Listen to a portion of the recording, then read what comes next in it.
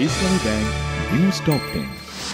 যুক্তরাষ্ট্রের শান্তি পরিকল্পনায় হামাসের আংশিক সম্মতি, ট্রাম্পের নির্দেশে গাজায় অভিযান সীমিত করল ইসরায়েল।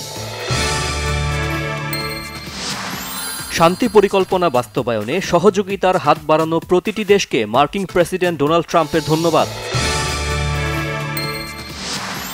নির্বাচনের দিন আলাদা ব্যালটে গণভোটের মাধ্যমে জুলাই সনদের পক্ষে বিপক্ষে মতামত নেওয়া যায়, মন্তব্য বিএনপির স্থায়ী কমিটির সদস্য নেতা সালাউদ্দিন আহমদের। প্রশাসনের শীর্ষ পদগুলোতে একটি ধর্মভিত্তিক দলের অনুসারীদের বসানো হয়েছে বলেছেন বিএনপির সিনিয়র যুগ্ম মহাসচিব রুহুল কবির রিজভী। ধর্মের ভিত্তিতে জাতিকে বিভক্ত করার পক্ষে নয় জামাত, বলেছেন দলটির আমির ডাক্তার শফিকুর রহমান।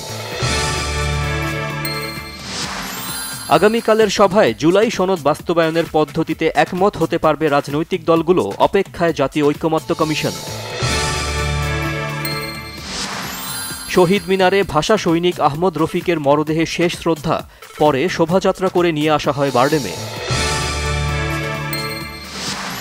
খাগড়াছড়িতে অবরোধ প্রত্যাহার, ফিরছে প্রাণ চাঞ্চল্য, 144 ধারা বহাল থাকলেও পরিস্থিতি স্বাভাবিক।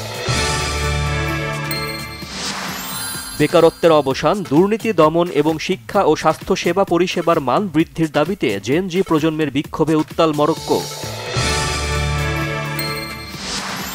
চমক দিয়ে ফুটবলে দুটি আন্তর্জাতিক প্রীতি ম্যাচের জন্য আর্জেন্টিনার দল ঘোষণা কোচ লিওনেল স্ক্যালোনি।